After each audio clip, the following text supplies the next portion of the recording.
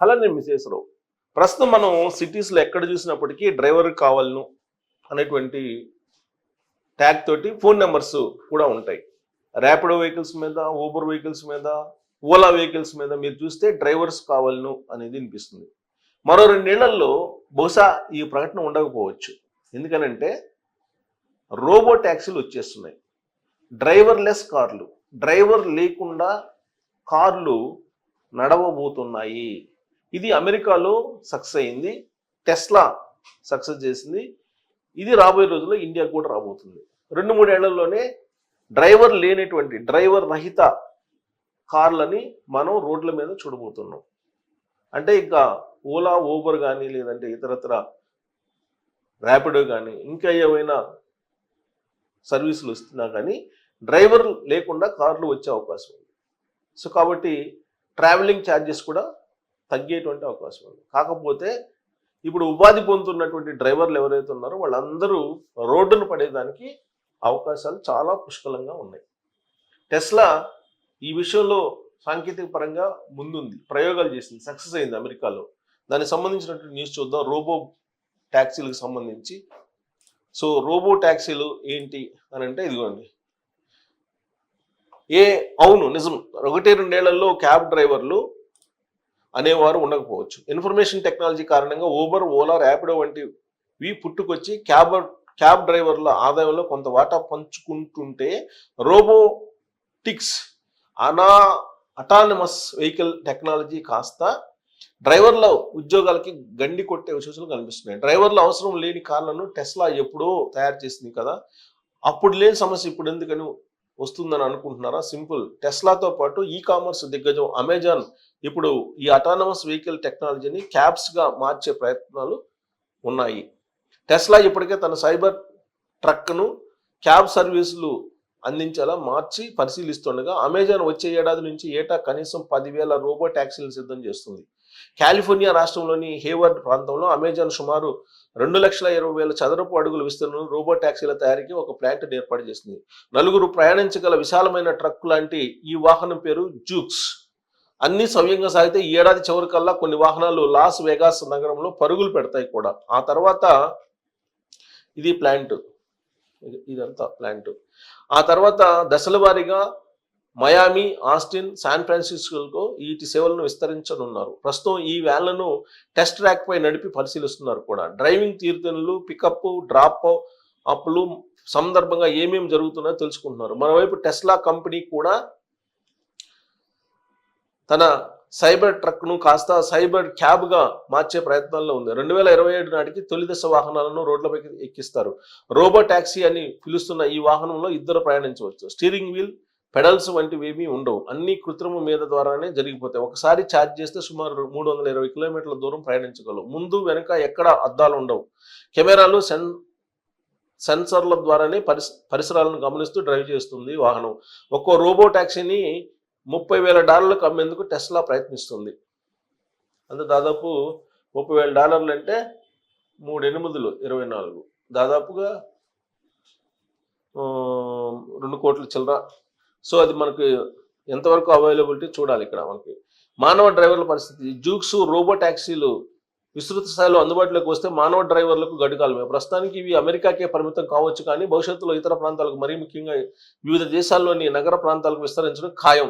అదే జరిగితే ట్యాక్సీ డ్రైవర్లకు డిమాండ్ తగ్గిపోతుంది. రోబో ట్యాక్సీలో 1 మైలు ప్రయాణించేందుకు $0.20 ఖర్చు అవుతుందని, బస్సులతో పోలిస్తే ఇది 4 రెట్లు తక్కువని టెస్లా ఇప్పటికే ప్రకటించింది. ఇదే వాస్తవం అయితే చవక కాబట్టి వీటిలో ప్రయాణించేందుకు మొగ్గు చూపుతారు. కాకపోతే మానవ డ్రైవర్లను ఈ రోబో ట్యాక్సీ నిర్వహణకు ఉపయోగించుకోవచ్చునని ఒక అంచనా. అంతేకాదు కొంతమంది అభిప్రాయం ప్రకారం ఈ రోబో ట్యాక్సీలు మానవ డ్రైవర్లను పూర్తిగా లేకుండా చేయగలవు. ఎందుకంటే ఇలాంటి వాహనాల భద్రతా నియంత్రణలకు సంబంధించిన నిబంధనలు ఇప్పటి వరకు రూపుదిద్దుకోలేదు. ప్రభుత్వాలు పూనుకొని వీటిని సిద్ధం చేసేందుకు చాలా సమయం పట్టవచ్చు. మరికొంతమంది అభిప్రాయం ప్రకారం అటానమస్ వాహనాలు నగరాల్లో కొన్ని నిర్దిష్ట మార్గాలకు పరిమితం సంక్లిష్టమైన రూట్లలో మానవ డ్రైవర్లను ఉపయోగిస్తారు. సో ఎనీహౌ ఈ న్యూస్ని చూస్తుంటే కనుక రాబోయే రోజుల్లో ఖచ్చితంగా రోబో ట్యాక్సీలు ఇప్పుడున్నటువంటి ట్యాక్సీలని రూపుమాపే అవకాశం ఉంది. ఈ రోబో ట్యాక్సీల కారణంగా ఇప్పుడున్నటువంటి వాళ్ళు దాదాపుగా ఆర్థికంగా నష్టపోయేటువంటి అవకాశాలు ఉన్నాయి. సోషల్ మీడియా మొత్తం ఈ రోబో ట్యాక్సీల గురించే మాట్లాడుకుంటున్నాయి. సో రోబో ట్యాక్సీలు వస్తే రాబోయేటువంటి రోజుల్లో ఇక డ్రైవర్లు రోడ్డును పట్టడం, కాకపోతే సర్వీస్ చాలా చీప్గా ఉంటుంది. ప్రయాణించడానికి వచ్చేటువంటి కార్లు చాలా చీప్గా ఉంటాయి. ఇప్పుడు అమెజాన్, టెస్లా రెండూ పోటీ పడుతున్నాయి. అమెజాన్ అయితే ఆల్మోస్ట్ ముందుంది దీంట్లో, టెక్నాలజీ అడాప్ట్ చేయటంలో కానీ ఉపయోగించటంలో కానీ. దానికంటే ముందు ఇప్పుడు టెస్లా ప్రయోగం చేస్తుంది. డ్రైవర్లెస్ కార్లని ప్రయోగించడంలో ఇప్పుడు ట్రక్స్ నుంచి ఈ వాహనాలకు వచ్చింది, ట్యాక్సీలకు వచ్చింది. ట్రక్స్ నుంచి ట్యాక్సీలు, ట్రక్స్లో డ్రైవర్లెస్ ట్రక్లను తయారు చేసి విజయం సాధించింది. ఇప్పుడు ట్యాక్సీలని డ్రైవర్లెస్గా తీసుకెళ్లడంలో విజయం సాధించింది. ఇది టెస్లా. అమెజాన్ కంటే ముందుంది. సో అమెజాన్ అయితే ఏకంగా అసలు ప్లాంట్లో పెట్టేసి తయారు చేస్తుంది. పోటీ పడుతున్నాయి రెండు. అమెరికాలో ఈ సంవత్సరం ఆఖరికి ఇవి రోడ్ల మీదకి రాబోతున్నాయి. అమెరికాలో వచ్చిన తర్వాత భారతదేశానికి రావడానికి ఎంతో సమయం పట్టదు. ప్రస్తుతం గ్లోబలీకరణ, మనం ఉన్నటువంటి కాలం ఏంటంటే గ్లోబలీకరణ అంటే ప్రపంచీకరణ, గ్లోబలీకరణ, ఆర్థిక సంస్కరణల ప్రపంచంలో ఉన్నాం ఇప్పుడు. కాబట్టి అమెరికాలో తయారైన కారు ఇమీడియట్గా ఇండియాకి రావడానికి ఎంతో కాలం పట్టదు. ప్రధానమైనటువంటి సిటీల్లోనైనా సరే ఈ రోబో ట్యాక్సీలు అందుబాటులోకి వచ్చేటువంటి అవకాశం లేకపోలేదు. ఇప్పటికే పొల్యూషన్ ఎక్కువైపోయిందని చెప్పేసి గగ్గోలు పెడుతూ ఉన్నారు భారతీయులు. భారతదేశంలో ఉండే ప్రధాన నగరాలు, పైగా మెట్రోపాలిటన్ సిటీస్లో హయ్యెస్ట్ పొల్యూషన్ ఉంది. ఢిల్లీ అయితే ఆల్మోస్ట్ 180 రోజుల సంవత్సరంలో నివాసానికి ఆమోదయోగం కానిటువంటి పరిస్థితులు నెలకొన్నాయి అక్కడ. అలాంటి చోట్ల ఈ రోబో ట్యాక్సీలు వస్తే పొల్యూషన్ కూడా ఉండదు. ఇప్పటికే డీజిల్, పెట్రోల్ని నిషేధిస్తాము 10 సంవత్సరాలు దాటినటువంటి కార్లకి అని చెప్పి ఆల్రెడీ భారత ప్రభుత్వం పరిశీలిస్తుంది. ఇలాంటి పరిస్థితుల్లో రోబో ట్యాక్సీలు రావడం అనేది ఆహ్వానించదగ్గ పరిణామం భారతదేశానికి. ఇప్పుడు హైదరాబాద్ ఉంది, హైదరాబాద్లో కూడా పొల్యూషన్ ఎక్కువ ఉంది. ఆల్మోస్ట్ హైదరాబాద్లో సంవత్సరంలో 100 రోజుల పాటు నివాస యోగం కానిటువంటి విధంగా పొల్యూషన్ హయ్యెస్ట్ ఉందని చెప్పి లెక్కేస్తున్నారు. మరి హైదరాబాదు, ముంబై, ఢిల్లీ ఇలాంటి మెట్రోపాలిటన్ సిటీస్లో, బెంగళూరు లాంటి మెట్రోపాలిటన్ సిటీస్లో ఈ రోబో ట్యాక్సీలు ఖచ్చితంగా మొదటి విడతనే వచ్చే అవకాశం ఉంది. ఆ తర్వాత విడతల వారీగా 2 టైర్ సిటీస్లో కూడా వెళ్ళేటువంటి అవకాశం ఉందని చెప్పి చెప్తున్నాం. ఎందుకంటే మనం ఆధునిక టెక్నాలజీని ఆహ్వానిస్తున్నాం, ఆధునికతను ఆహ్వానిస్తున్నాం.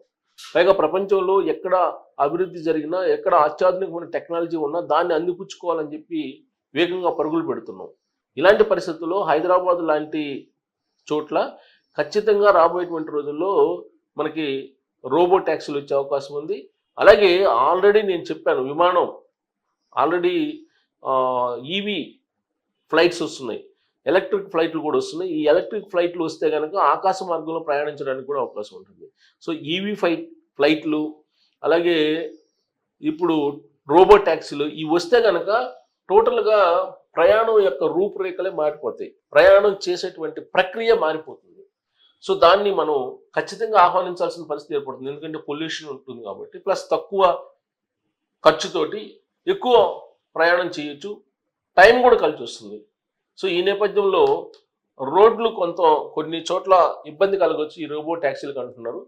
అందుకే లిమిటెడ్ రోడ్లలోనే వీటిని పరిచయం చేస్తారని కూడా అంటున్నారు.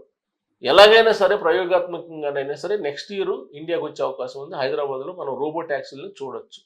మరి ఈ రోబో ట్యాక్సీలని మనం ఖచ్చితంగా ఆహ్వానిస్తామా, లేదంటే ఇప్పుడున్నటువంటి ఓలా, ఊబరు, ర్యాపిడో లాంటి వాళ్ళ కంపెనీలని కాపాడటానికి, లేదంటే వాళ్ళ కంపెనీలో పనిచేస్తున్నటువంటి ట్యాక్సీల డ్రైవర్లను మనం కాపాడటానికి వీటిని మనం వ్యతిరేకిద్దామా? ఏంటి మీ అభిప్రాయం అనేది తెలియజేయచ్చు. Thank you.